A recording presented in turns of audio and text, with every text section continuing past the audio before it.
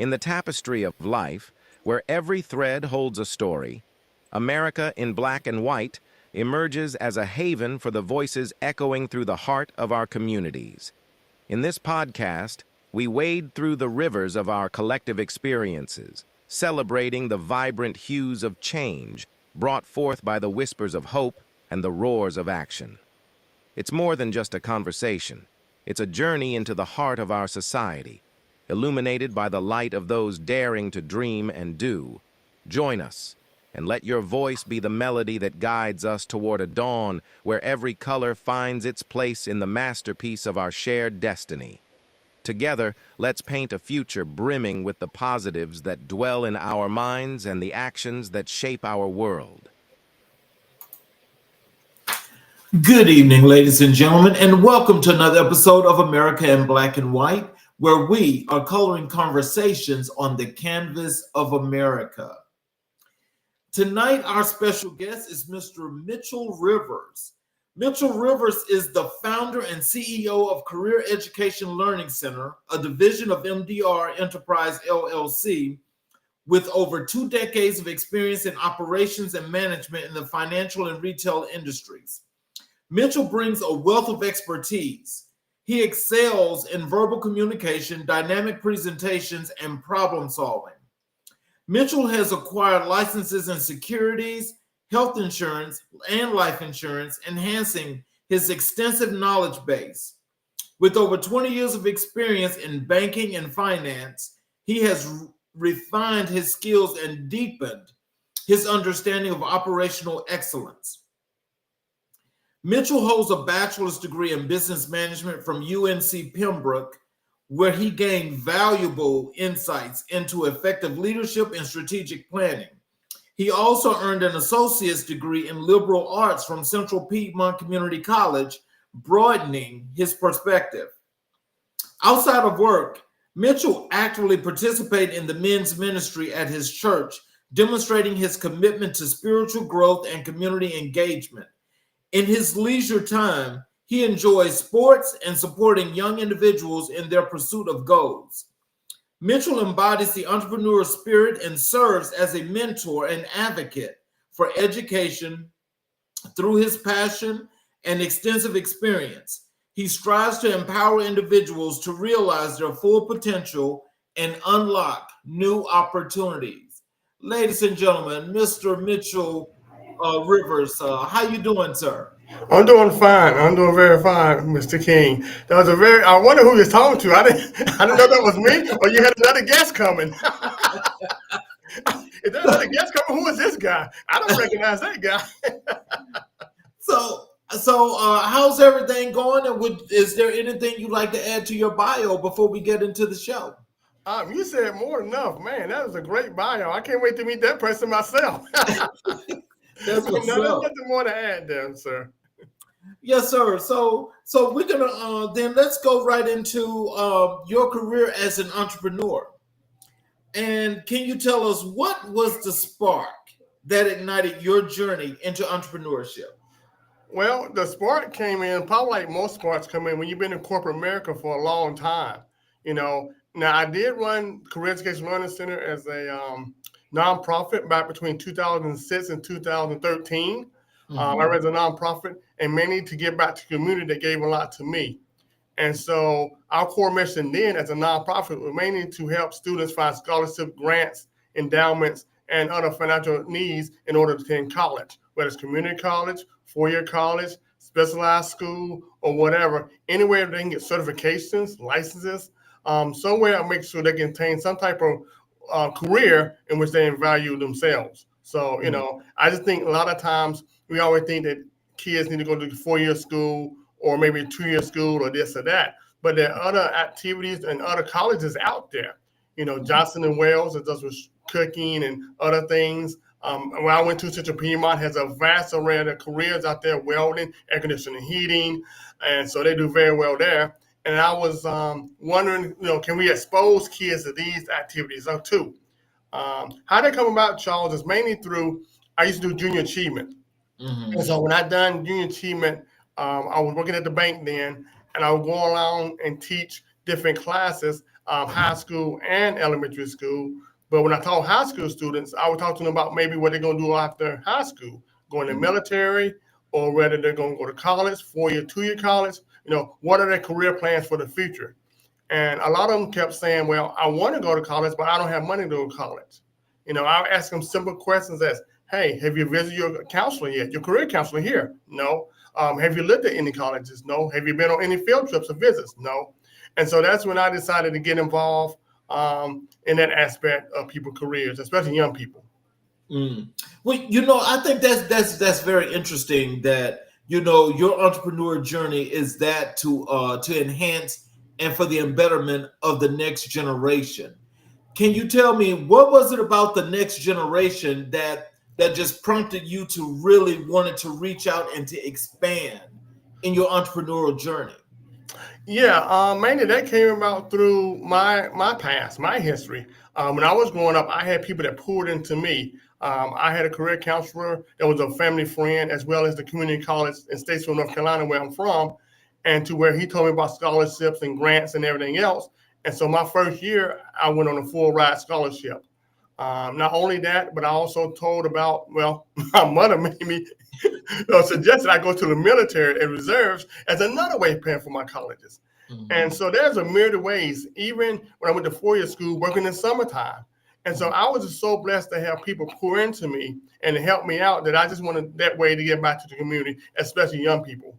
And I thought a way, as you talking about entrepreneurship, so when COVID hit, I thought, why don't I do this as a business? Something I enjoy and I'm passionate about, and start my entrepreneurship journey. I've been talking about it for a long time, like a lot of people have been in corporate America, and they always say leap of faith, right? So I just took that leap of faith. And so for the last couple of years, with MDR Enterprises, they consist of a podcast, also a radio segment and a television segment. So I just started to do that journey there. And can I do like most people want to do, make money and give back at the same time? Right. Oh, wow. Can you share the story behind your first business venture? As far as individual, my first business venture, I'm mainly my nonprofit, my first business venture. I mean, as far as my first jobs I having, I had a myriad of jobs that I thought, which I can say, got me ready to prepare for what I'm doing, entrepreneurship. I was in the military, was helping show about discipline and leadership. Then I worked in retail management, in which I had to learn to work for budget, inventory, people, and customers. And then I finally went into banking and finance, in which I learned that part of side of society. So knowing how to budget and knowing the backside of banking and loans and everything else that you need in order to get a business. And wow. I think by me going to workshops at the same time, that kind of helped me out as far as, getting my entrepreneurs started and going that route. So what challenges did you face early on and how did you overcome them? Charles, that sounds like my segment. I was here on my show. That's the same questions I said on my show. What challenges you have? You have many challenges. And the array of challenges, or the challenges that most people have, is mainly capital. It's capital and getting enough money to start your business. But the thing that I had advantage of is that coming into the business world in 2022 is that technology, right? Social media. It doesn't take much capital to start up. And it don't take much overhead to run your business. And so that's the challenge I have mainly was getting started up. And then technical challenges, right? I'm over 50 years old, so I'm not the most technically sound person. And so I need help technically as far as getting things set up. But as I remember back in my day, learning being a manager, is that always, if you need help, always get help when you need it. And that's one of the things I had to learn as a manager, Charles, is that one of the complaints I had from my district manager when I was manager is that you had to learn how to delegate. That word delegate, because I want to do everything myself and make sure everything's done perfect, but I had to learn to delegate. Well, that came in handy when I started my business. I had to learn how to delegate different parts of my business. So I have a videographer. I have a person to help me out when I was doing newsletters and other ventures as far as that.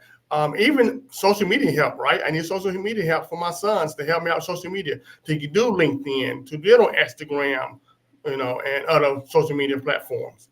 And so that's the type of help that I needed. And that was the challenge I needed too. Plus, here goes the biggest challenge that everybody has, Charles: fear. That fear that you have, do I want to go out on my own? I've been in the comfortability of corporate America, getting a paycheck, regular paycheck, 9 to 5, do I want to go out there and go out on my own and take, that failure may be there, the challenges are going to be there. So that's the other thing I had to come to, fear. So between fear and financial, those are the challenges I had in the beginning, because I'm not one, and I know I talk a lot, people know I talk a lot, is that one thing is talking conversational. Another thing is to put yourself out there. I had to put my brand out there, my picture out there. You see it all over the social media there, and really put myself out there. But if you want to be a successful entrepreneur, then you have to put yourself out there, especially these days with your brand and all the social media outlets, as long as, print and whatever you choose to do. So can you tell our audience this? Because, as I've spoken to entrepreneurs that's been here on the show, you said the one thing that's a commonality of each of them, and that is they had there was a issue with capital in starting their business. What are some of the things that you would recommend to some of our people that are watching now to learn how to overcome that obstacle and keep pushing? Yeah, one of the things I think that I learned is to ask for help and ask entrepreneurs.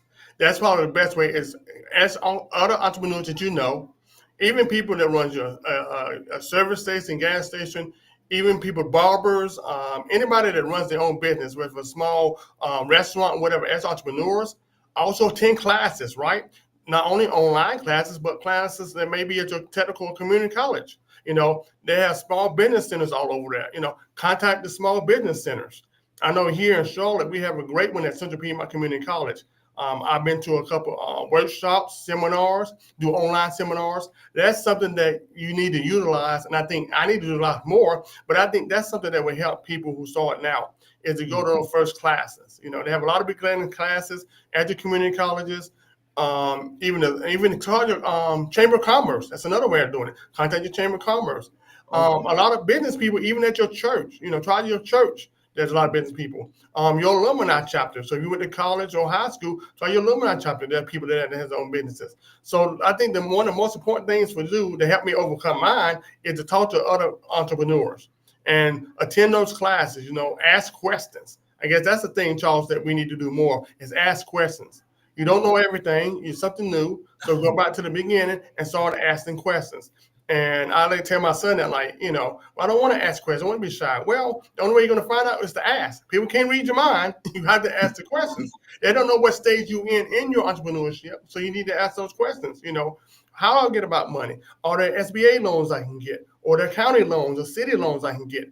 Are there free grants? Ask about grants, right? Grants another way, grant writers. There's a lot of grant writers online that you can contact at the community college grant writers. And so try to get a myriad of ways of getting money for yourself in order to overcome that fear of starting out and that fear of capital. And that's what I did.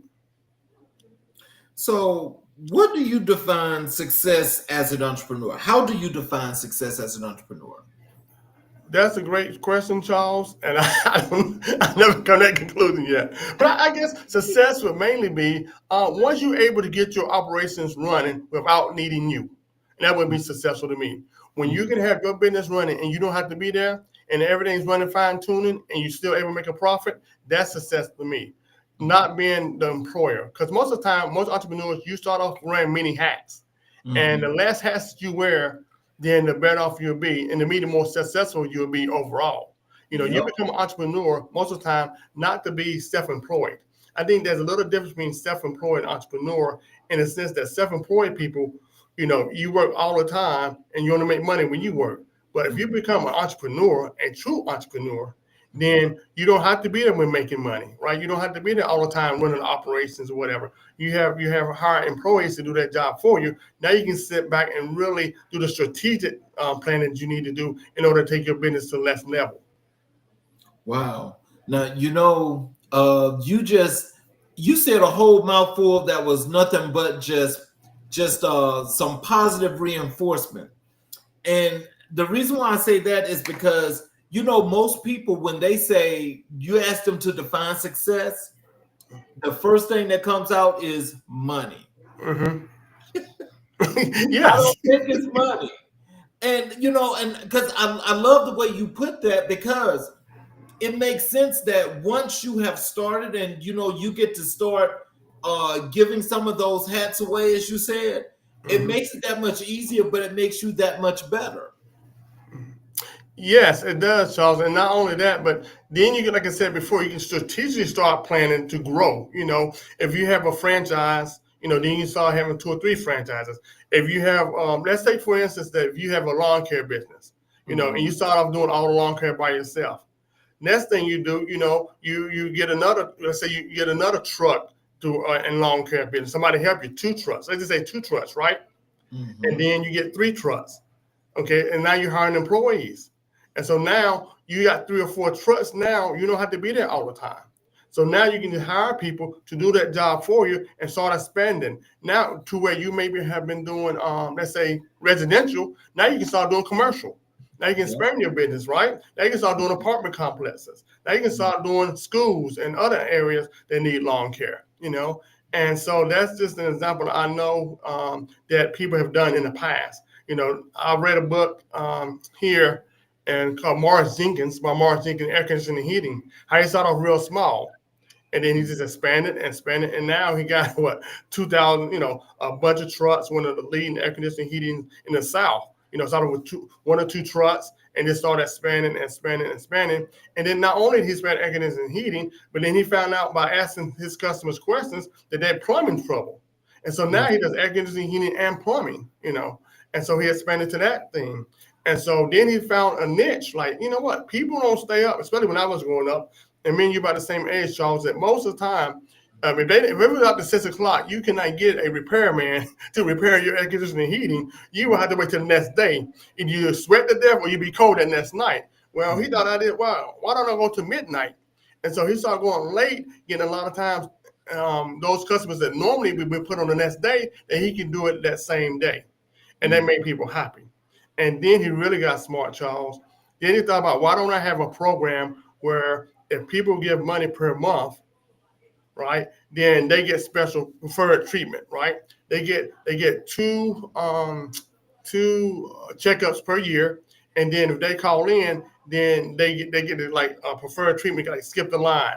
So they've been part of the preferred program, and that costs $19 a month. Then I don't know how much it costs now, but that's more extra income.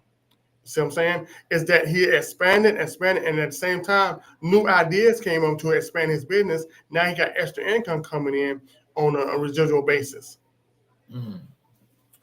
So, what industries have you worked in, and which one taught you the most?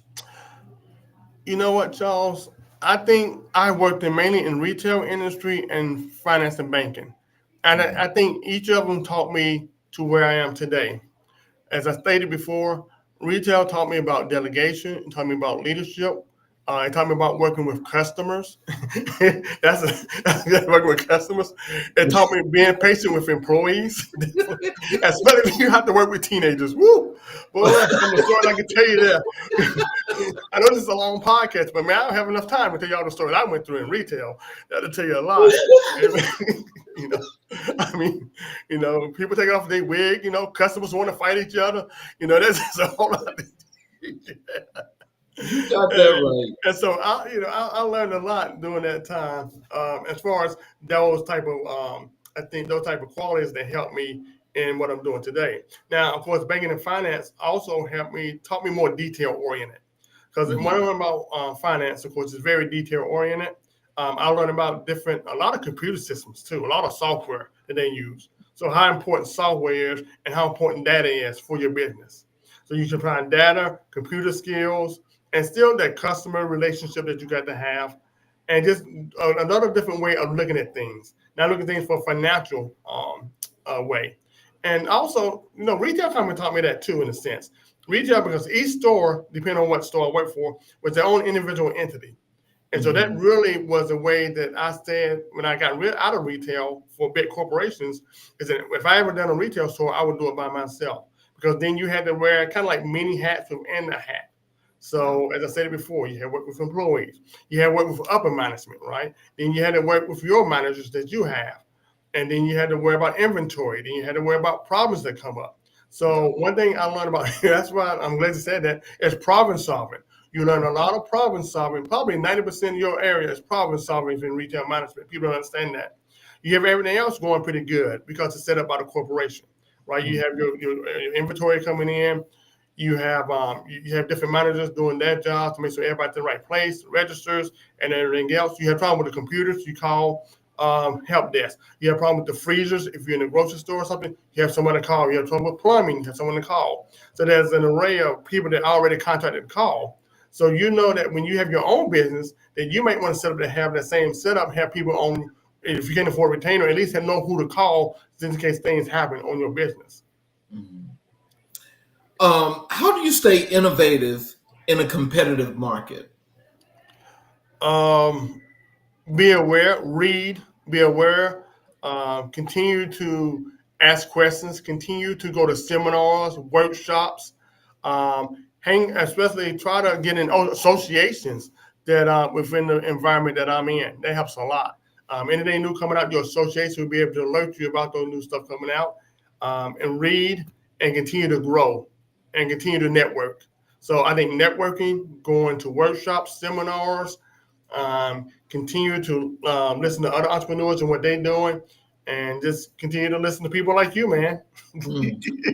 Tell us this though, because I mean, like, all those things you said, are very, very key. But like in today's time, especially let's say like from the last 3 to 5 years up to now, everything has been about technology and AI. Yeah.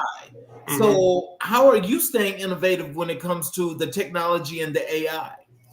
Yeah, again, I think it's networking. I mean, I'm working with a young, it's about my age, but I'm calling a young lady anyway. Young lady now that's gonna as far as using what's it called?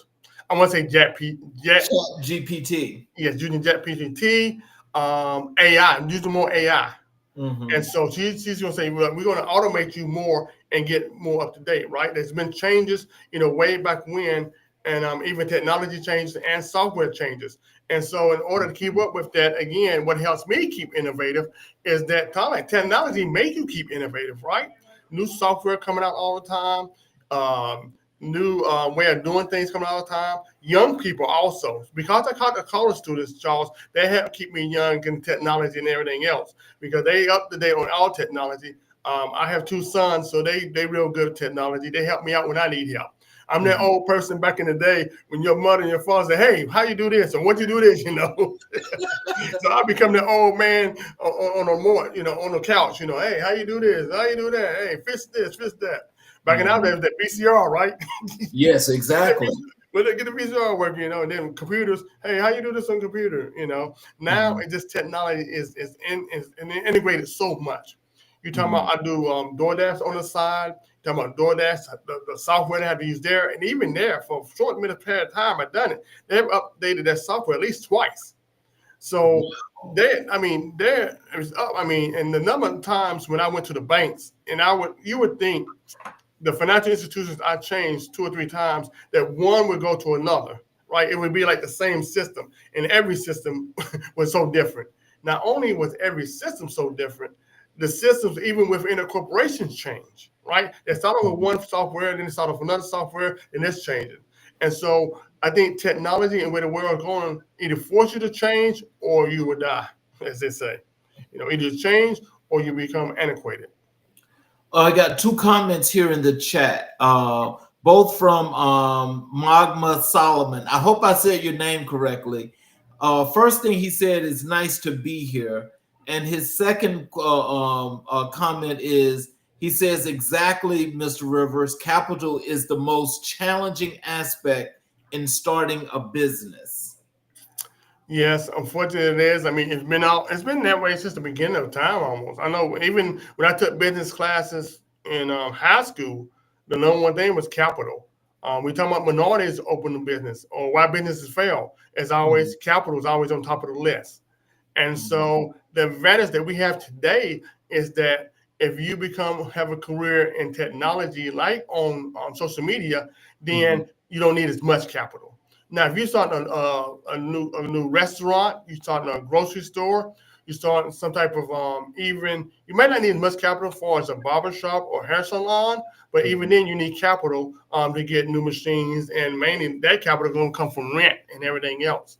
So it is challenging, but as I stated before, technology help eliminate some of those financial challenges depending on what industry you're in. But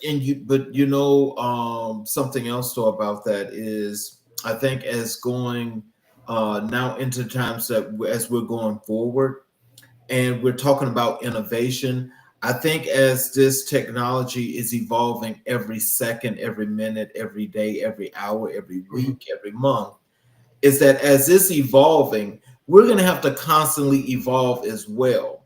Yes, Do I you agree. think that? Do you think that people that are the ages of you and I are going to be able to continue as that trend rise, or are we going to have to get more and more of those young, innovative minds to help to continue that trend? Well, let's look at the big companies. Google, TikTok, and other big companies. What do? They get young people, right? Get them right out of college. Silicon Valley, a lot of young people, right? Even here in the Research Triangle area, Raleigh, Durham, Chapel Hill area, young people, fresh out of college. And so, yes, those young people are going to have drive their innovation. They're going to have drive it going forward because they just, when you're young, and I was thinking about the day about running. When you're young, you got all the energy in the world. As you get older, your mind going 10,000 miles, and if you're the one working on something, you want to do something. Right. You want to make it better. You want to make it faster. You want to make it different. And so your brain is constantly moving to where you want things easier and going. And now with the so-called quote unquote brand, right? Everybody want to be a brand. Everybody has to have this and that. Then they want to get an edge on the competition.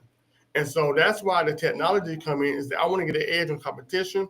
And if it's a way to, unfortunately, if it's a way to cut expense as far as sometimes labor, right? For automation, then the companies are more than welcome to do that. That's why they do it. So a lot of manufacturing companies, or even today, even if you go in your McDonald's or any other restaurant, what do you have? The kiosk, right? The Yep. kiosk. So you have less people doing the kiosks. They care about kiosks. So if McDonald's get kiosks, then we're gonna have kiosks. Walmart. Oh, Walmart have self-checkout, then Food Line gonna have checkout, then Target gonna have self-checkout, So it's competition that's gonna make you be innovative, and competition gonna make you move. Because you fall too far behind, then like I said before, we have seen companies come and go. Back in my day, you had Sears were big, Woolworths were big. I mean, Yep. a lot of big, stores were big. Roses was big. I mean, Kroger was big. I mean, Kroger's up there, but it was really huge then. And Walmart came in, Target came in, and other small came in, and small companies came in and just dominated the market. And one industry I was in that changed a lot, Charles, was the pharmacy industry. As far as Oh wow. drugstores have changed a lot. In the beginning, you had, I think, was like they just called them Big Five, and that comes again from reading papers and keeping up. Back in the day, we read the papers, and mainly you had Walgreens, you had CVS, you Yep. had McCory's, yeah, yeah, Eckerd's. Eckerd's, right. And you had what's called the Big Five. But what happened, how that Big Five became slower than the Big Two and then everybody else, is because Walmart came in. Walmart came in and just came in a different avenue. That was hot. There's nothing Walmart could do that could go wrong. And they came into pharmacy. And so then you have grocery stores now offering pharmacies. So while all the rest of them, Eckerd's and the other ones went down, to where the only two remaining, basically two big chains, are CVS and Walgreens. Now, you ever notice wherever there's a Walgreens, there's a CVS right nearby, right? Yep. You're Yeah. absolutely right. Yeah. And then you have Walmart, right, in the big juggernaut. And right now, Target, I used to work at Target part-time, and they have CVS come in there. They said, you know what? We used to do our own, but why don't we contract this out, have them pay rent in our stores, another way of making money, and then that way we be like Walmart without having all the overhead as Walmart or the liability as Walmart because it's CVS. CVS said, well, great. We'll just take y'all traffic that y'all already have, and we go there, dispense more of our medicines, and make money on our part. And so that's where the drug industry is going these days, as far as drugstore industry. You still have your little independents, but for the most part, Those are the big three basically. Would be Walmart, CVS, and Walgreens. So, what's your approach to building a sustainable business model? It is hard. I mean, that comes down to me as far as sustainable business model, and that is a key for any entrepreneur. I mean, it's still unfortunate. Even back in my day, high school, all the way up to now, 85% of the business failed within the first year. Mhm. And if you want to open up a restaurant, if everybody want to open up a restaurant, but they even higher, it's hard to keep that restaurant higher, and there's more and more competition. Before you might have had one soul food at this place, or one soul food taking up the whole area. Let's take a small town and say have 30,000. Well, you have one soul food there, you have one Mexican food, you have one Chinese food, one this. So they dominated that whole market. It's got bigger. Well, what happened was then other ones came in. So now you got two Mexican restaurants, you got two Chinese restaurants, two soul food restaurants. As the city get bigger, and another person, well, I'm up with now you got three. So that competition become even more fierce now. And so your innovation got to come in there. And so it's hard sustainability. You got to keep up with the times. I mean, right now, as I said, doing DoorDash on the side, everybody's adopting the DoorDash. You have to either do one of those carriers, Uber Eats, DoorDash, Grubhub. If you're in the restaurant business, that could be 20 to 30% of your business more, adapted to that. Hey, we're going to grab onto that. So first businesses, a couple of businesses, maybe done DoorDash or Grubhub or Uber Eats. Now all of them, just about do it. And so that's what you're talking about as far as companies adapting to and sustainability, is that you got to adapt to the times. One of the things that I'm pretty sure you're seeing as far as adaptability is the shrinkage of the amount of chairs or area for restaurants. Feel like McDonald's and Chick-fil-A and other restaurants, right? They used to have a big old lobby area. Now it's smaller. Everything's for what? Drive-through, Yep. drive-through, right? They got right now coffee drive-through. Starbucks mainly had a lot of their stores. Right now, they have a lot of Starbucks as what? Drive-through only. And so, that's a renovation where drive-throughs seem to be driving everything. And then when COVID hit, you talk about sustainability, adaptability, right? First, you want to have a couple of stores that have maybe you come up and drive up and get your groceries or your food, right? Now everybody has it, right? So Walmart, Target, grocery stores, whether it's Publix or Food Line or Harris Teeter, all of them now have drive up where you can drive up. So again, you have to adapt to the times. If your competition has drive up, you got to have drive up. And now that's driving the industry. So when I worked at Target, before even Harris Teeter during COVID, they had so many as far as and the COVID forced that upon them that they had to have a third shift just to fill out the orders for people driving up, and getting their groceries out coming in. And so even after COVID, people already got in their heads, hey, this is a simple way of doing this. And so why don't we keep doing it? And so that has driven another area of business in which companies had to focus on. So now we got to hire people just to get the groceries to go for online orders, right? That's another thing, Charles, is online orders become big, right? With the big Amazon, right? Amazon was pretty big, but it got even bigger during COVID when delivery came in big time, right? I talked to a lady, I said, well, how do you go to stores, put your mask on? She said, no, everything on Amazon. What? Everything Amazon. Amazon was mainly butts, right? Butts and here and there. Now Amazon is everything. You get everything from medicines to, whatever you need there. Get on Amazon, So everything's changing, You got DHL, you got Federal Express, and then Amazon come up and boom, boom, boom, boom. Amazon's so crowded now that they hire contractors, right? I mean, before it was just a couple of companies. Now they're like, hey, as an individual, if you want to be delivering for Amazon, we'll contract you out to deliver for Amazon. So the delivery business has gone big time and don't seem to be slowing down. That coincides, Charles, with Uber Eats and with Grubhub and with everything else. Mm-hmm.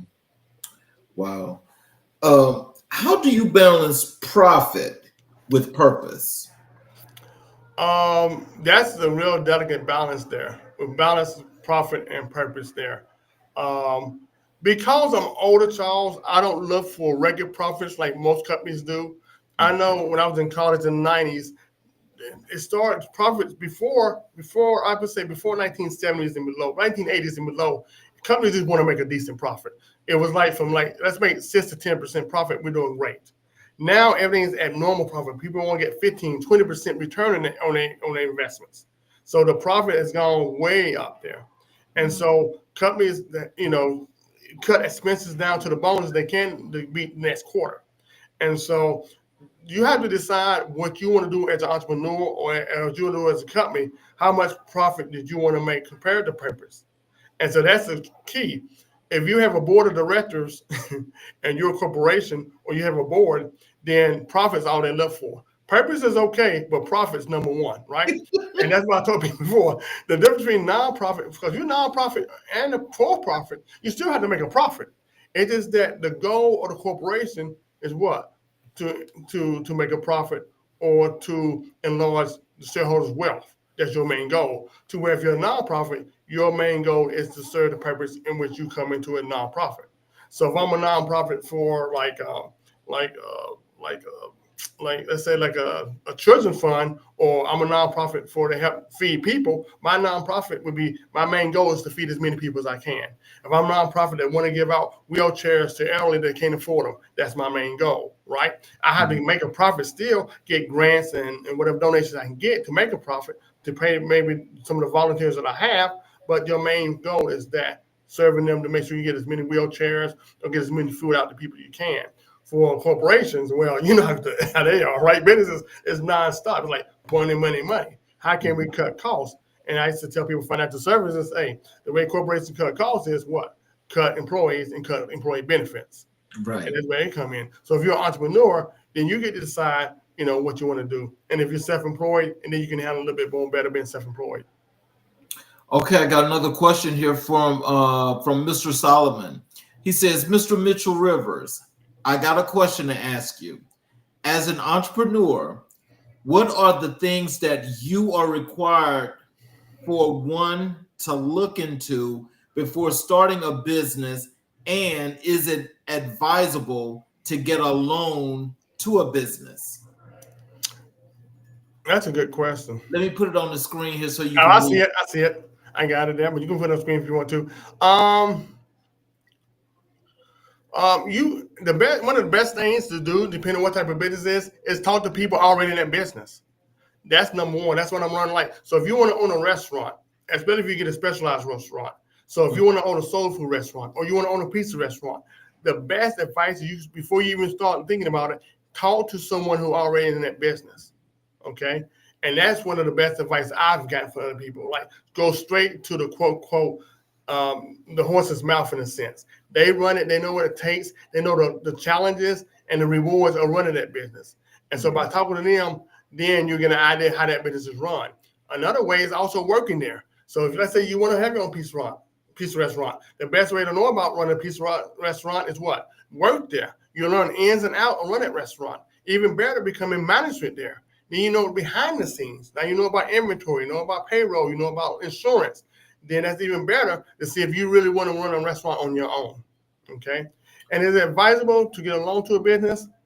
If that's what you want to do. I mean, there's myriad of ways of getting money for a business. There's crowdfunding, to where you ask a lot of people for money.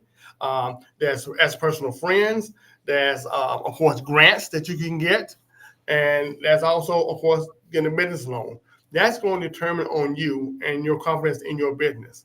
If you're an LLC, then, or your corporation, if that business loans go sour or your business fail, then you're only accountable for that business that you have. If you're self-employed, then it may come on to you as far as your personal assets if you don't make that business, if it fails, and your own creditors. And so that's something that you definitely should look into before going to the business. And that's where, again, it comes into go to a small business center. You can go to the SBA website and look into that and talk to people.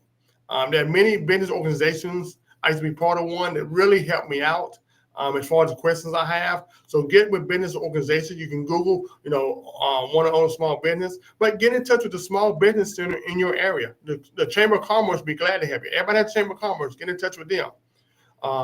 You can also get in touch with your local community colleges and stuff. They will definitely direct you to the website, or have somebody call you. I know here, I continue to talk to Small Business Center here at Central PMI Community College. In fact, 2 months ago, I feel like my business is stalling, or what direction I need to go in this stage of my entrepreneurship. And so I talked to someone personally, And hopefully, I think about a couple of weeks, they're going to call me back to see how I'm doing. We talk to see where the business was and where we can get it going. And so you got business people there that's experienced in business. They're trying to get you with someone who's experienced in the business that you're in, and then that'll help you out a lot. Having a mentor helps a lot too. I talk about mentorship as far as maybe going to school or overall in life, have a mentor, but also having a mentor in business.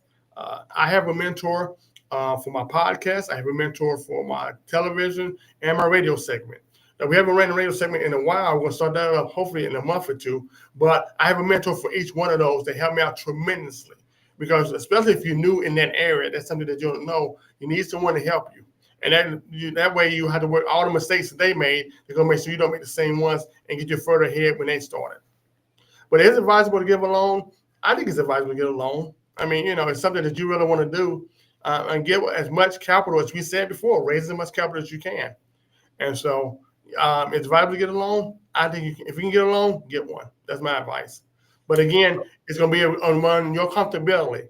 And then ask people who's in that business whether if they got a loan, how they felt about the loan, would they have gotten a loan. But if you can, I prefer getting a grant.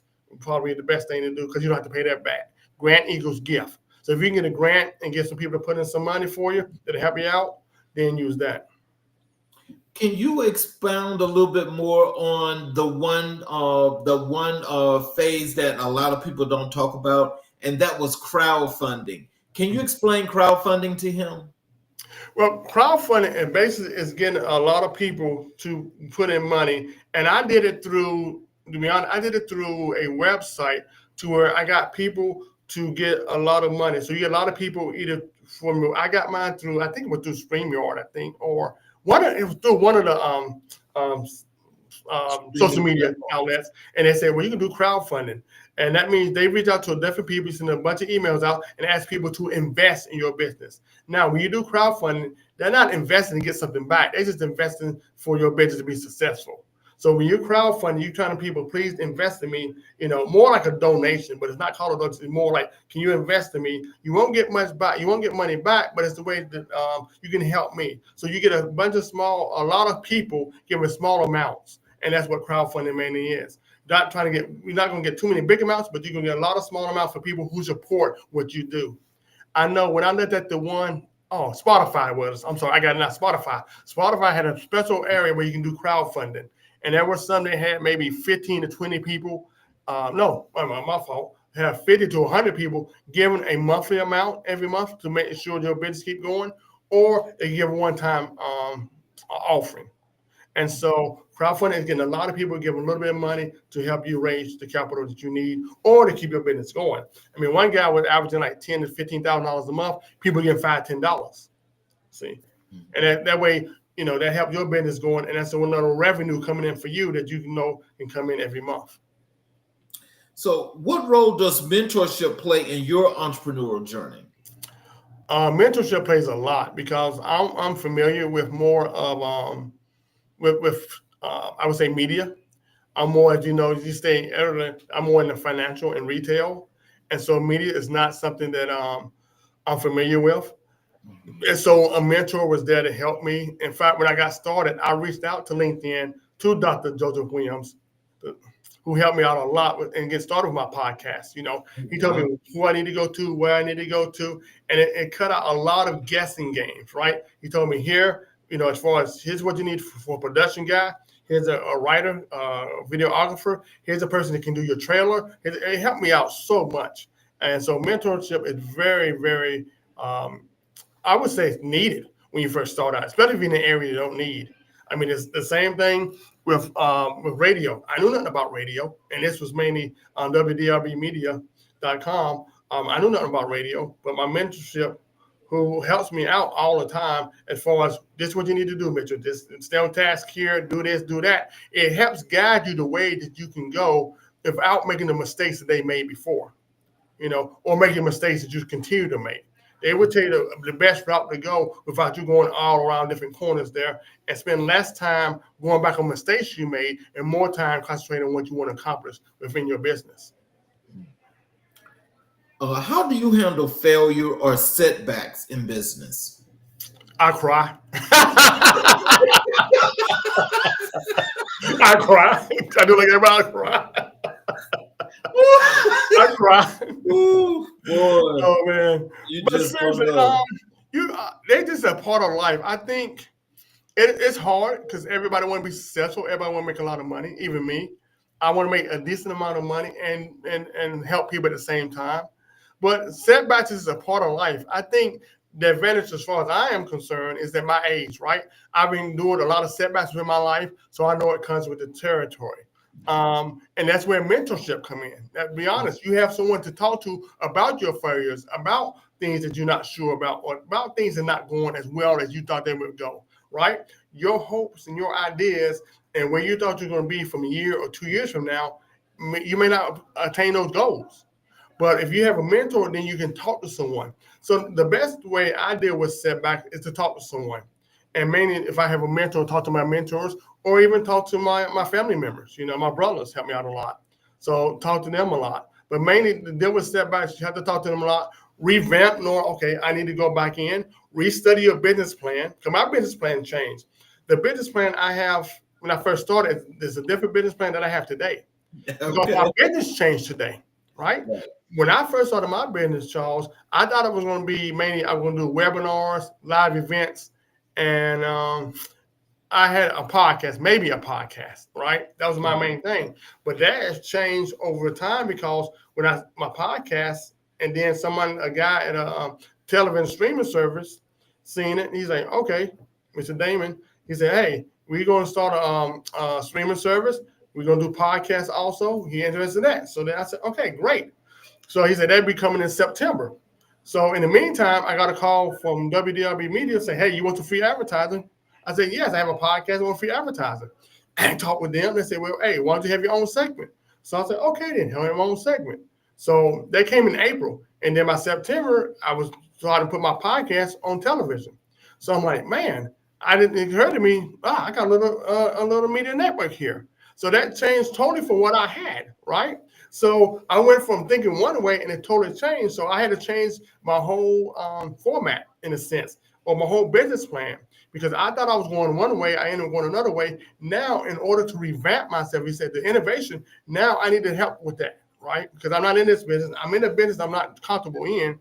And so that's where the mentorship come in. That's where you said no challenges coming in. That's when I talk to my mentors. And so to me, talking to someone who's in that business is the way I go. What's the most valuable lesson you've learned from running your own company? The most valuable lesson I'm still learning today is to talk to people, continue to talk to people, to continue to open up and tell your mentors or people you're talking to what you need help about. And don't be afraid to say, hey, I'm failing at this time, or I don't have it quite right at this time. You know, you think you're going left and you're going right, or I get setbacks, you know. And so I'm learning to open myself up more to people, especially my mentors, about where I think things are going to be and get more honest with them, my fears of where I'm going or not going, not accomplish my goals, my disappointments, right?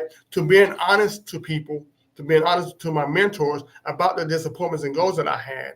So that way they can encourage me and tell me which way to go, to get off going left instead of going right, right? I get off the road and they put me back on the road. And so that's what I continue to learn is that I got to learn that setbacks going to come. You may take 2 steps forward and 3 steps back, but then you may take 4 steps forward and then 1 step back. And so learning to maintain an even keel is probably the thing that I'm learning the most. Right.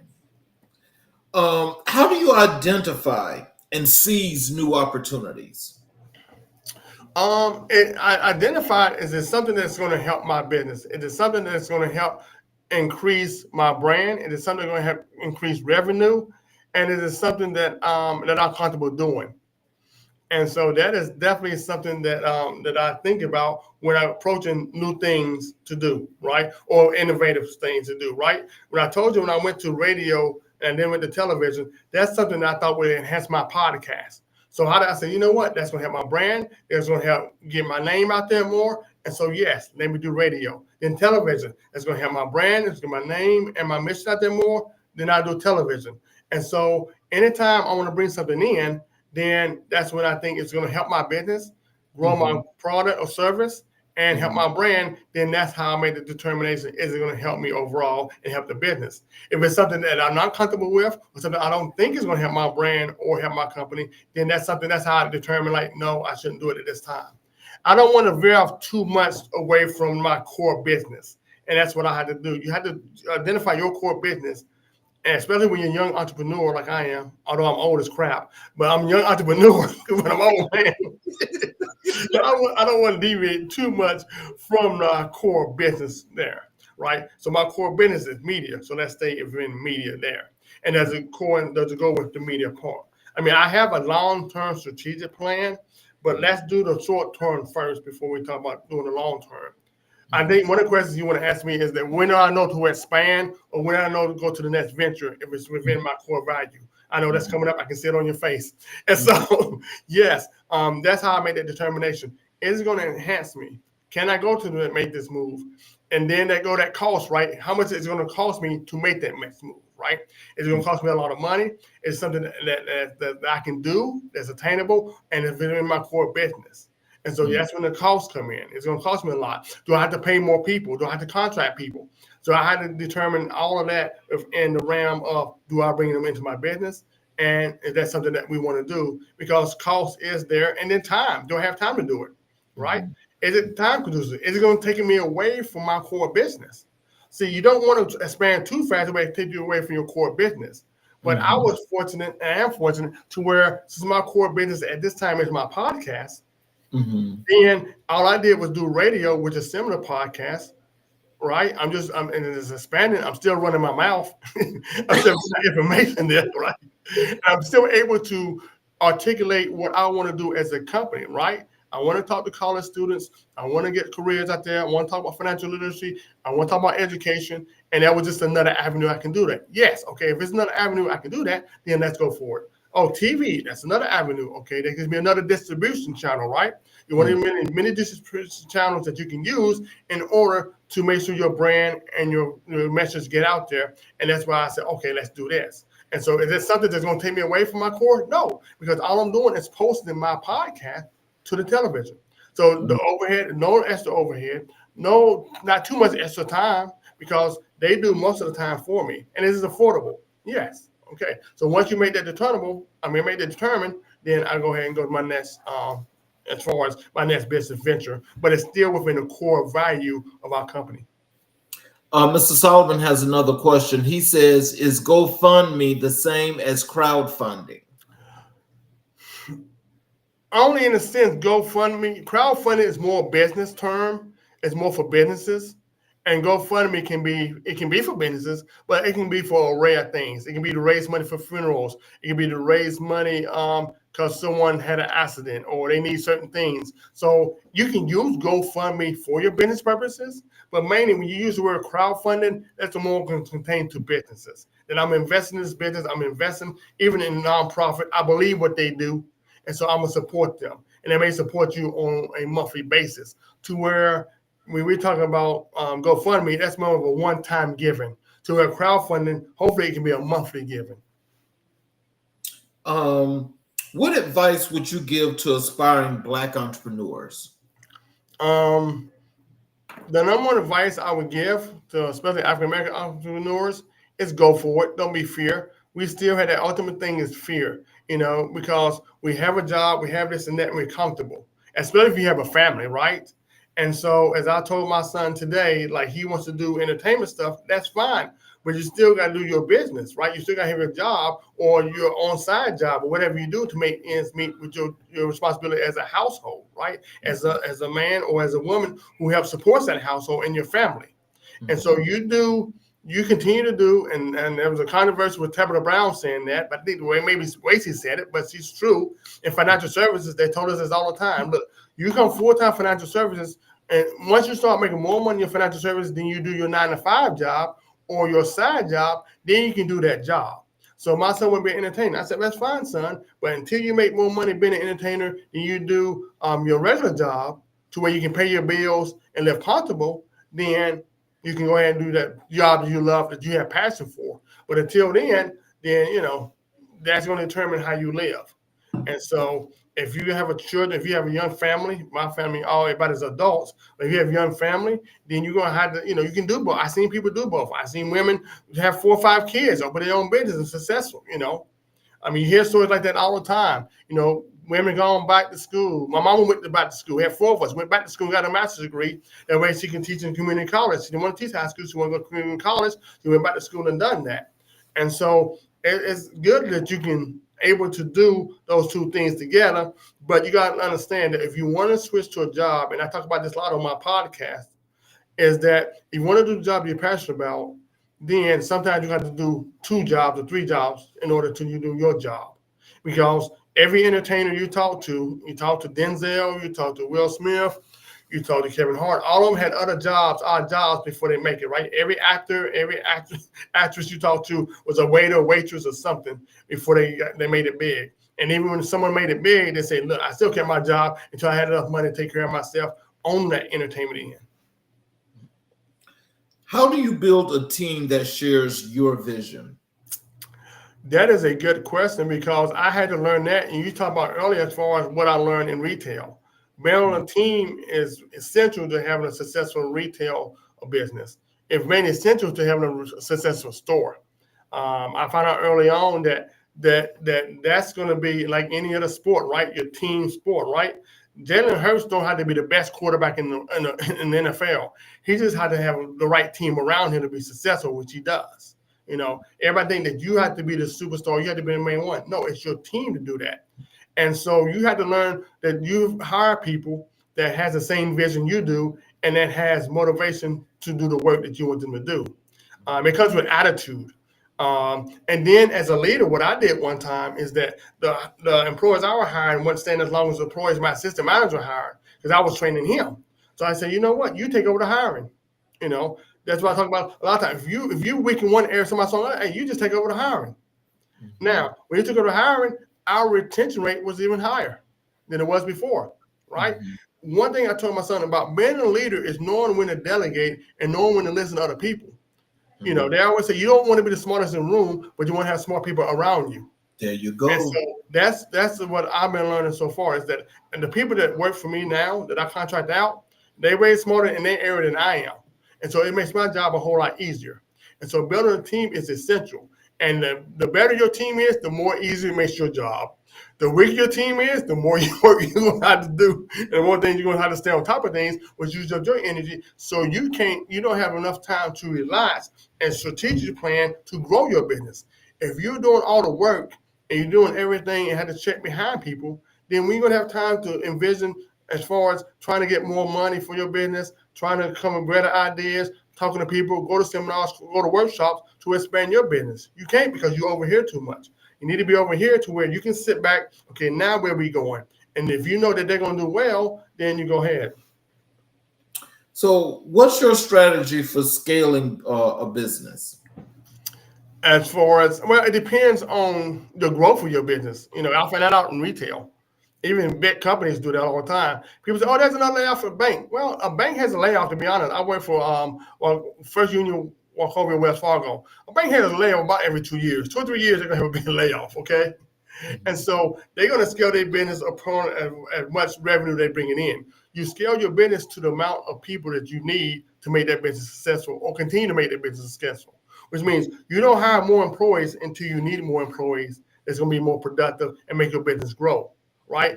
If I'm a store that is doing good and I'm making $5,000, let's say in a restaurant, let's say I got 3 or 4 waitresses and we're making $5,000, I'm only busy on Friday or Saturdays, then okay, you stay there. But if my business starts growing to where I'm busy Wednesday, Thursday, Friday, and Saturday, where 2 hours holding maybe 200 or 300 on Friday and Saturdays, I'm holding like 300 or 400. Now I gotta start hiring more employees. And if I'm doing real well, I might think about another location, right?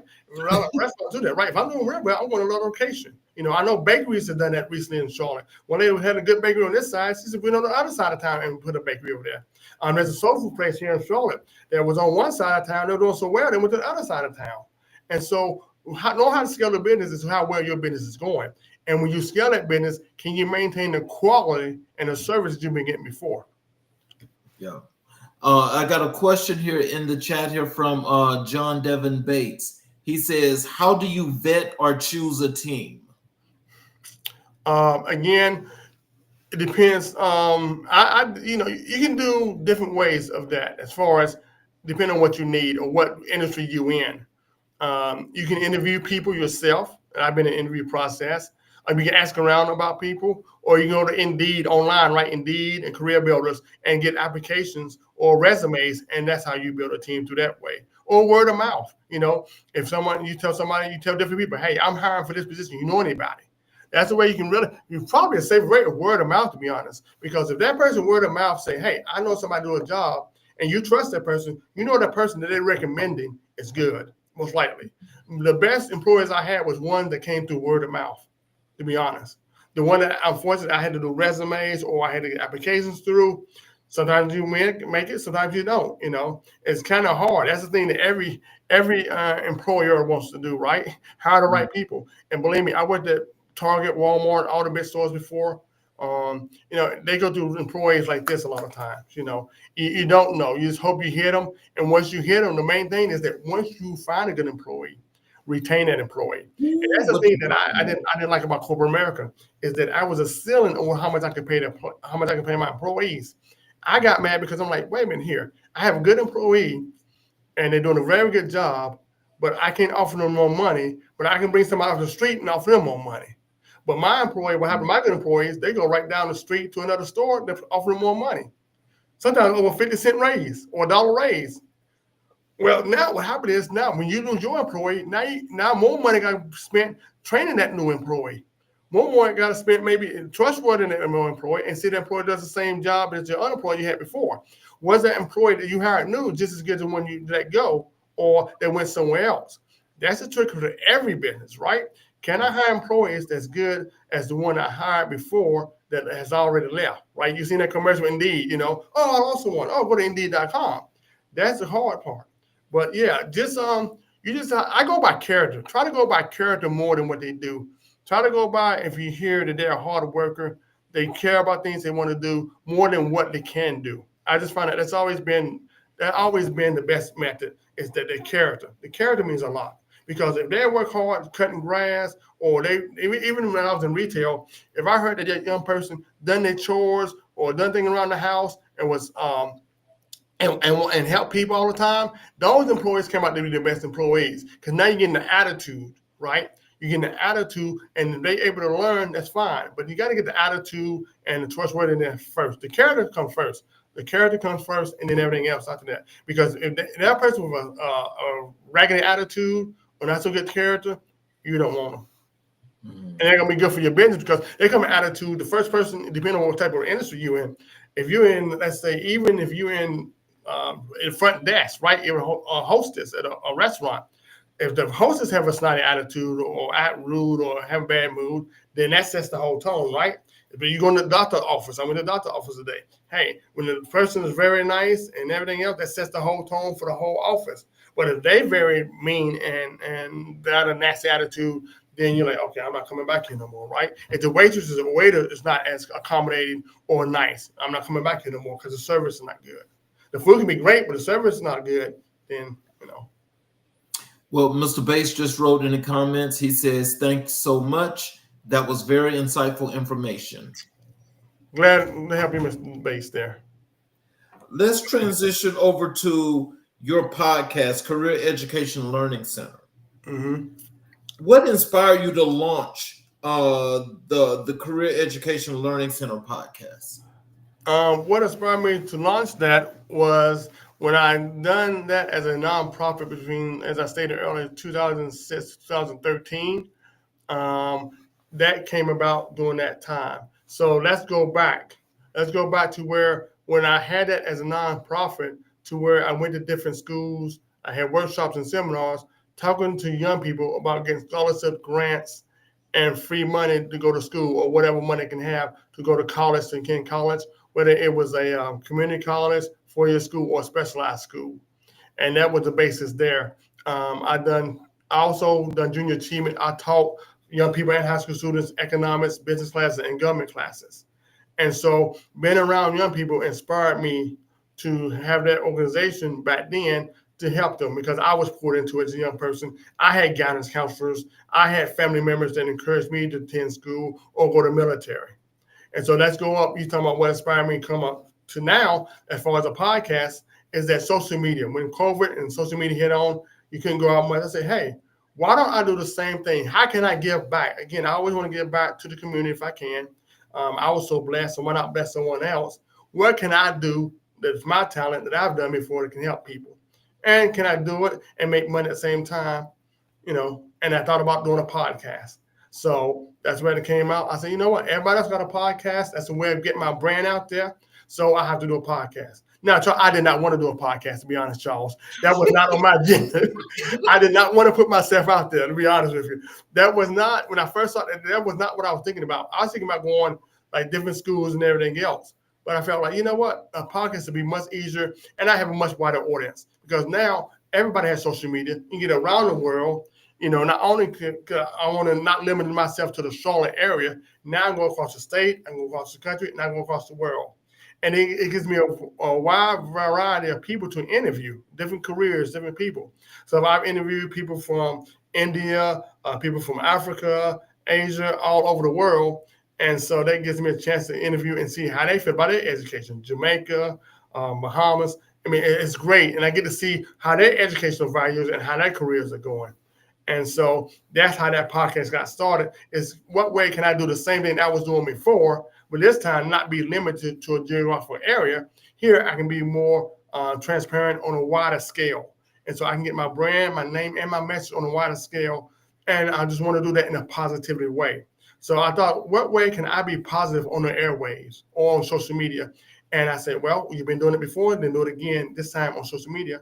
And podcast was one vehicle I knew I could do that. I got to tell you this. You say you didn't want to do this, but I got to tell you, your communication is like off the chart. It's like above none. Thank you.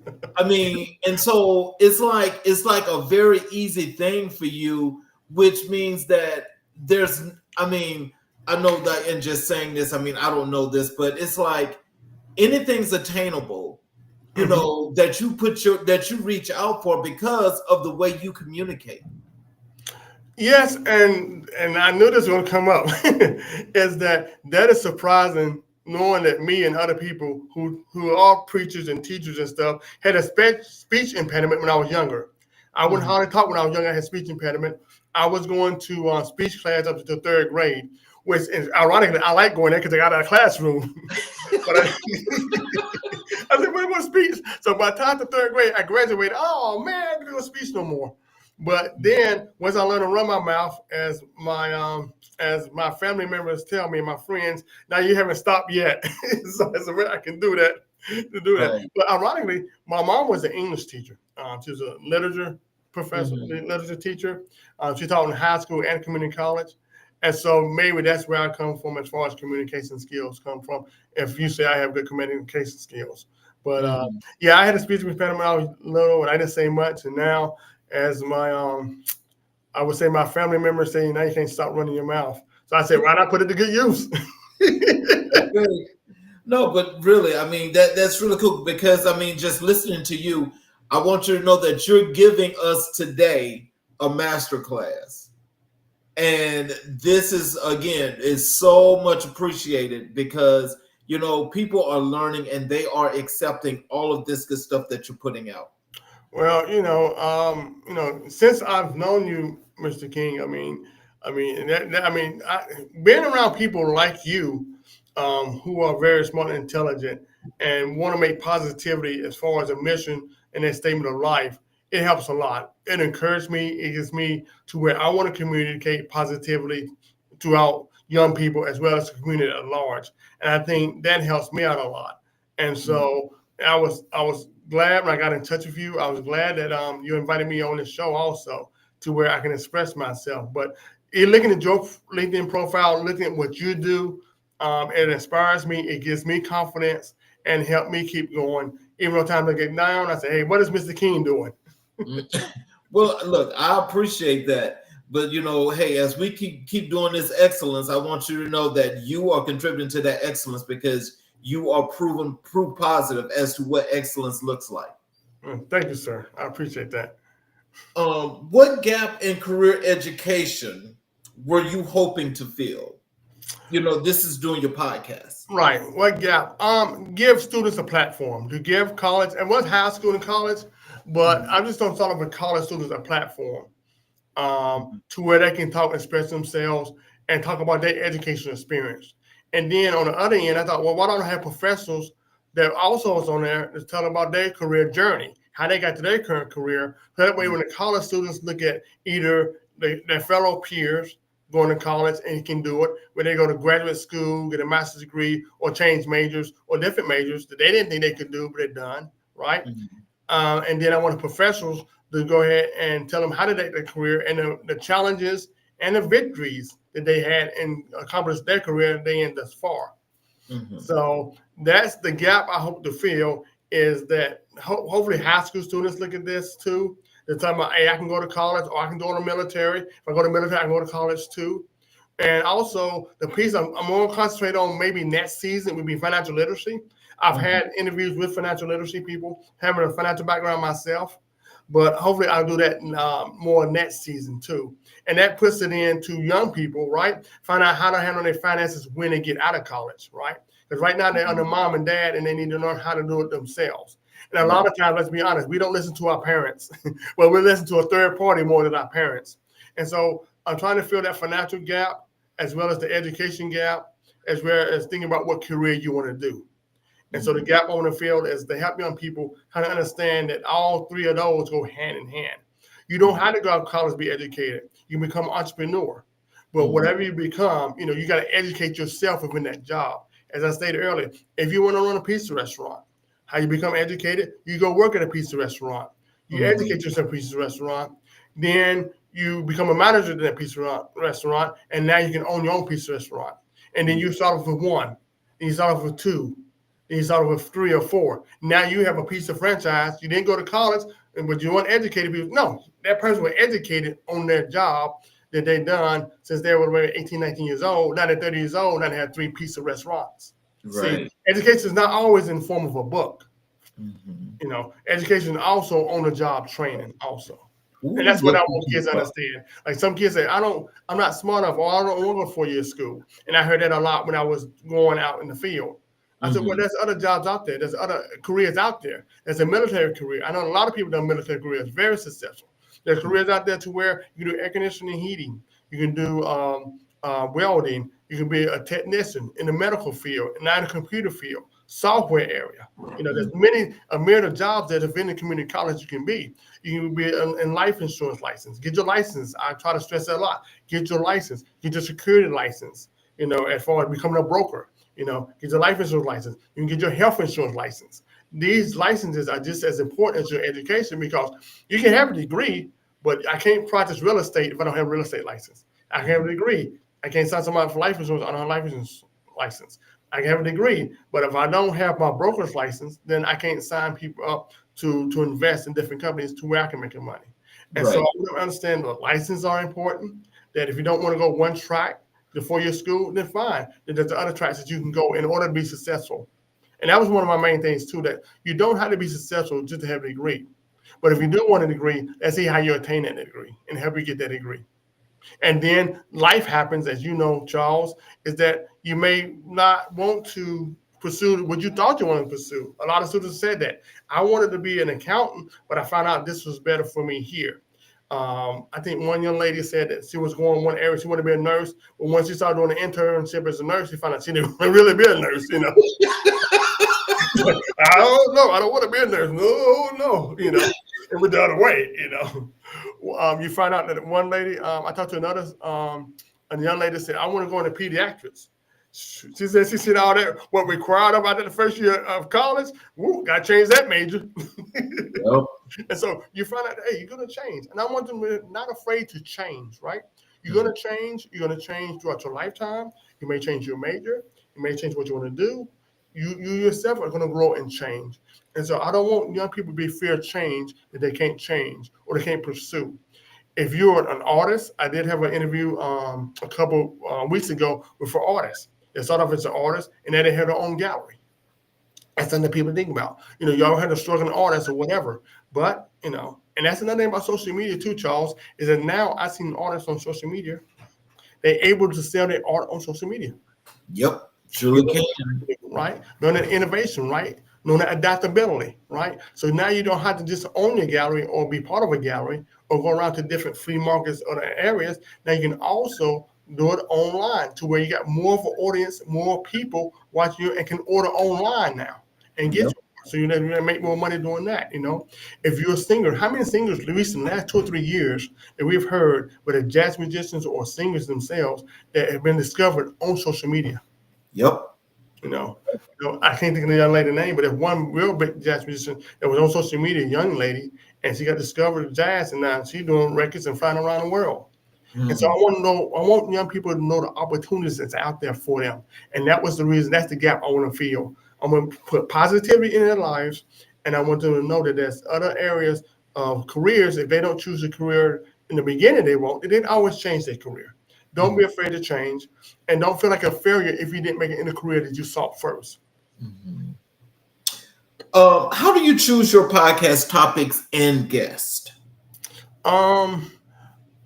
I choose, depends. I go by mainly what they do and major. If I do college students, I go by, try to get different majors and different things that they do.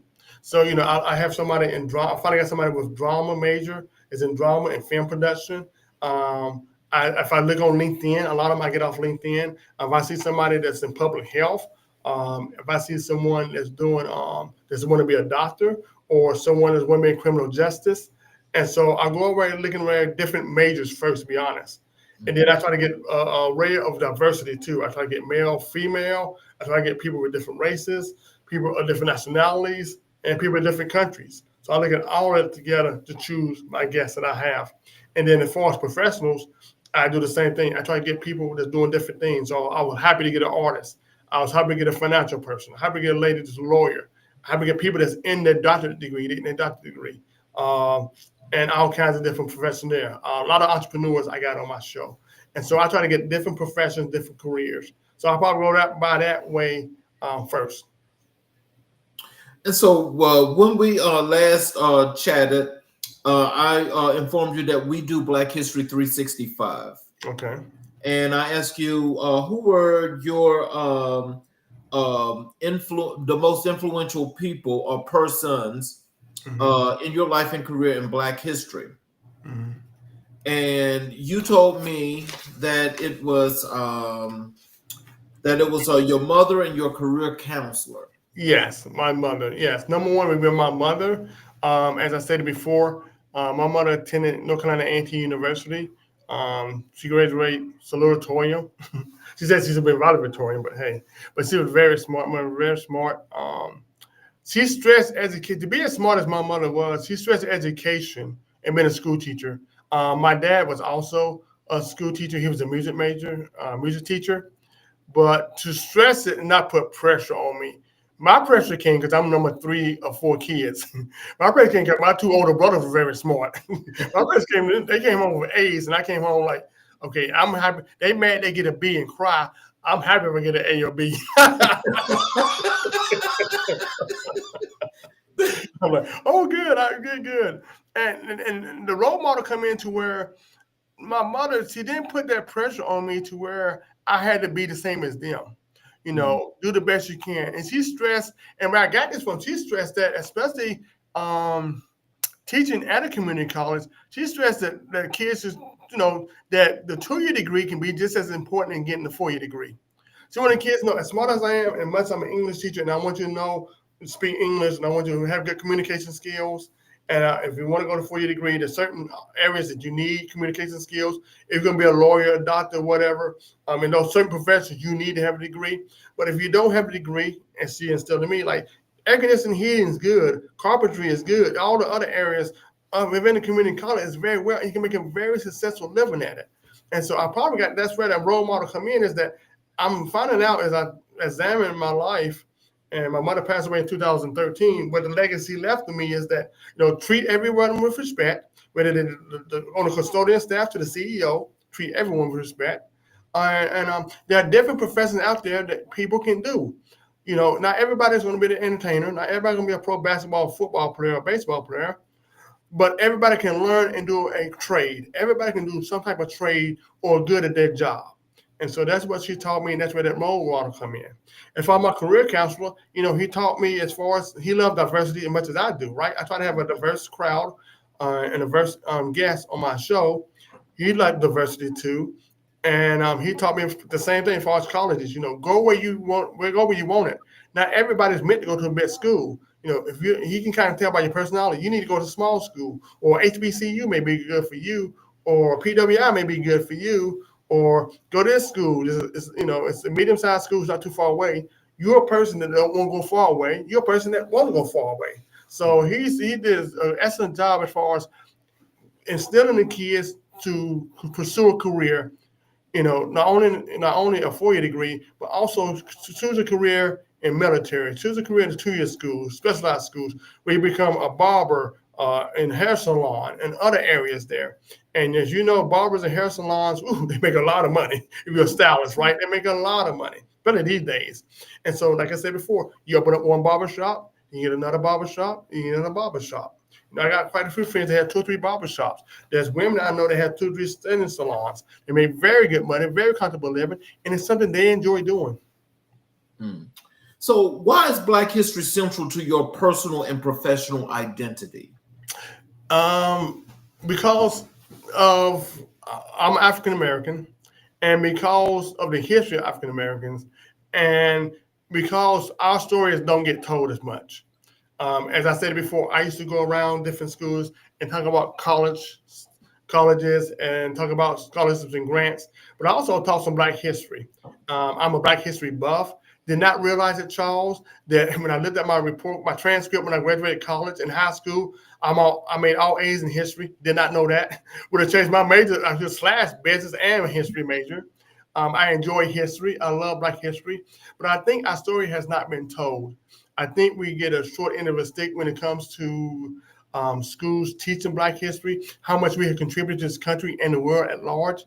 We don't get taught about the African history before slavery, how much we as African people of African descent has made a tremendous contribution to the world at large, how much other cultures adapt to our culture, how much we mean to this world, how much Africa can sustain itself, but other people can't sustain themselves.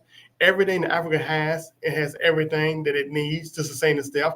They don't need no outside, to where other countries need the African outside resources to survive.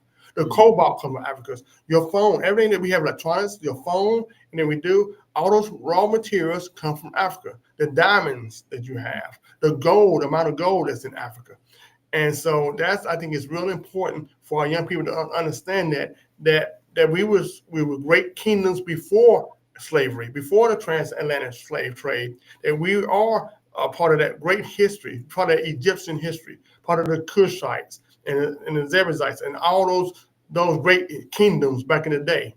And so that we're very smart and intelligent people, and that although recently within the 1800s that we have been told otherwise, no, you come from a background of kings and queens of this world. You come from great civilizations. You come from people that had geometry, astrology, that had irrigation systems, that had all kinds of technology before other people even thought about invading us. Okay, we did all that. Even in modern times, the inventions that we have, right, from Garrett Morgan doing the traffic light and the gas mask, to the guy with the super soaker, to the lady with the eye surgery, the laser beam eyes. There's so much Black history, to refrigeration that we've done. Charles Drew with the blood plasma and everything else. There's so much rich history there that our kids are not told. And so I want that to be told to our kids, for that way they have a self-identity, that we not only were slaves and that we only go to Jim Crow or the negativity of it, but the great things that we have done in the history of mankind. Can you share a moment when Black history deeply influenced your path? That's a good question, man. I may become on my podcast. Ask these questions to you then. Yes, sir. I guess taking my first Black History course, Charles, when I really knew it. Um, my mom and dad going to HBCUs as only they could go back in the day, um, really influenced a lot of that. In addition to my career counselor, his father was also Mr. William Shuford, and his father, Mr. William Shuford Sr., influenced us. He took me in the Boy Scouts. He took us to a HBCU football game. He took us to take us trips and visit the naval academies and naval bases because he was in the Navy. That's when it become real to me. When I go to Black campuses and visit Black campuses, the church is the major influence. Now, ironically, within the minutes we have, I grew up in a white Catholic church. My mom was Catholic, my dad was Baptist. So when I go from one church to another church, there was a real difference there, a big difference there. But the church maintains a grassroots of African history that really helps me as far as knowing when that transition was. And then, like I said, my first Black history course, knowing all the things I didn't know. I thought I knew a lot from my parents, but knowing that we had inventors, knowing that we had scholars, we had poets, we had writers, knowing that with civilizations before we came up with the transatlantic slave trade, that we had kingdoms that was outstanding. They can't figure out the pyramids today and how that was made. Knowing that we invented geometry, astrology, all the math, all the paper, and all the stuff that we invented. Knowing that, like, wow, I come from an ancestor of great people. I come from ancestors that done a lot to this world and contributed to this world. And so that's my great Black history moment, taking my first Black history course, in which I can remember I made it I had a 98, 99 average, something like that. Mm-hmm. So how has your mother shaped your understanding of resilience and ambition? The resilience come in when your husband dies and leave you four children to grow, four children to raise, in a sense. When my father died, my oldest brother was 16, 14. I was 11. My younger brother was 2. Mm-hmm. And that was in 1977, I think. And for her to raise 4 boys by herself, that's resilience. Mm-hmm. And then for me to try to raise my kids with a wife, with a partner, I'm like, how did she make it with 4 boys during that time? You know what I'm saying? You got basically 3 teenagers at one time trying to raise them, and a 2-year-old, and went back to school and got her master's at the same time. After the 2 older ones went to college, who went back her master's when I was in high school, and still raised my younger brother too.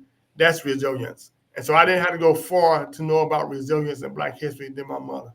No doubt about it. What lessons did your career counselor teach you that still guide you today? Yeah, the biggest lesson that he taught me was people. Be fair to people. Respect everybody of different races, different cultures, and that everybody can learn something. Right? There's something everybody can learn. And my mom said everybody has a talent. Everybody can learn something. Even autism, we find autism people or people can learn something, and whatever autism person get to, man, and once they get to it, man, they are focused, they are super focused, and they learn something. That everybody has something to contribute, no matter what race, no matter what gender, what sexual orientation, what origin you come from. Everybody can contribute something. Treat everyone the same. Treat everyone with respect. I hate when people say you got to earn respect. No, you can lose respect, but you still have to earn it. You should earn respect just by being a child of God to me. You're a child of God. I see you. I don't know you. So why not think positive? Give you the benefit of the doubt before I start putting negativity into that space. Exactly. So those are the biggest values that my mother and my career counselor taught me, is to love everyone and to treat everyone with respect, regardless of their income, their status, or where they come from. And final question for you. How do you honor your mother's legacy through your work? By being who I am today, by helping other people the best way I can and giving back to the community, by having a podcast and putting out positivity throughout the best way I can. And so if people say, and what Martin Luther King said, if people can remember me as being a positive influence, a man who loves God, who loves Christ, a man who loves his men ministry, the man who gives back to the community and love everyone, and try to live the best life that he can live, that would be great. So I'm just trying to live the best life I can live, to please my Lord and my family. In closing, what are words of wisdom and encouragement you'd like to leave for our audience, how they can connect with you on social media, and how they can follow you on your websites or your social media, all of those good things? Yes. And words of wisdom is never give up and continue to follow your passion. Whatever career you seek, you can try to go get it. Don't hesitate. Don't let fear stop you from accomplishing your goals that you want in life, whatever that goal may be. And continue to go on and move and ask for help too. I think the biggest thing that as being an adult, I think my son don't know is ask for help. And whether it's mental help, you need mental help, or whether it's physical help, or whether you need help when you're down, ask for help. Don't be scared to reach out to people if you need help. Um, Continue to love on people, think positive people first, give them the benefit of the doubt, and respect everyone, regardless of what their background is, regardless of their economic status, regardless whether they're homeless or make millions of dollars. Respect everyone and show love. Let's just show love to one another, and that's what I want to leave behind them. As far as getting in touch with me, you can catch me on my podcast, Career Education Learners in the Podcast. We're here on YouTube. You can catch me every Thursday at 1 p.m. on Infusion TV on the Mobile Global Network. My radio segment will start back in about a couple of months. And you can also reach me by LinkedIn or my email, mitchellrivers64@yahoo.com. And go to my website, careereducationlearningcenter.com. And so you can reach me in of those ways. But probably LinkedIn is probably a good way to reach me. Send me a direct message. I'll love to get back to you and help you any way I can. Well, I want to thank you for sharing this time with us and actually teaching us that master class, especially that segment on the entrepreneurship, because that was definitely thorough, and that was definitely what I know a lot of people are seeking. And you helped an enormous amount of people out with that, and I want to thank you for that. Well, I'd like to thank you, Charles, for having me on your show, and thank you for what you do in the community and positivity you put back into the community. Thank you for what you do also. I thank you so very much. And look, that's why we all are doing what we're doing. So we all get that collaborative thing together where we can make this work. For those of you that are watching on all of the channels that we're streaming, I want to thank you for listening to this masterclass that Mitchell just taught us tonight, because the segment in which we talked about entrepreneurship is the part that really sticks out more to me than anything. The whole show was excellent, but that part, that's the part where we know that there's so many people that are out seeking entrepreneurship and how to get started. What are some of the things to do? What can they do? Mitchell just helped you all out by telling you, if you've got questions, don't be ashamed to ask those questions. If you need to learn from someone else, go learn from someone else. Get that mentorship, but don't be afraid to ask. Failure is not the thing that you should be worried about. If you start that business and it's something that you want to do, that means keep at it. Don't stop. Because if you stop, then that means that you're giving up on yourself. But if it's your dream, you must pursue that. Because, you know, hey, no business in the beginning is like, oh, it's 100% flourishing. That's a work in progress that you have to get to that point before you start seeing this. So that means continue to do what you do. I want to thank all of you for watching. For those of you that are watching on those YouTube channels that we're broadcasting live through, please take the time to subscribe and get all of the notifications to those channels. We would definitely appreciate the support, because the support, as you join and you subscribe and you get those notifications, are how we continue to reach all of the audience as broad as we possibly can reach. And we're going to continue to do this. I want to thank you guys again. We will be back tomorrow night with another great show here on American Black and White, where we will continue to color conversations on the canvas of America. I want to thank you again, Mitchell. Thank everybody for watching. We will see you guys tomorrow night, and you all have a great evening.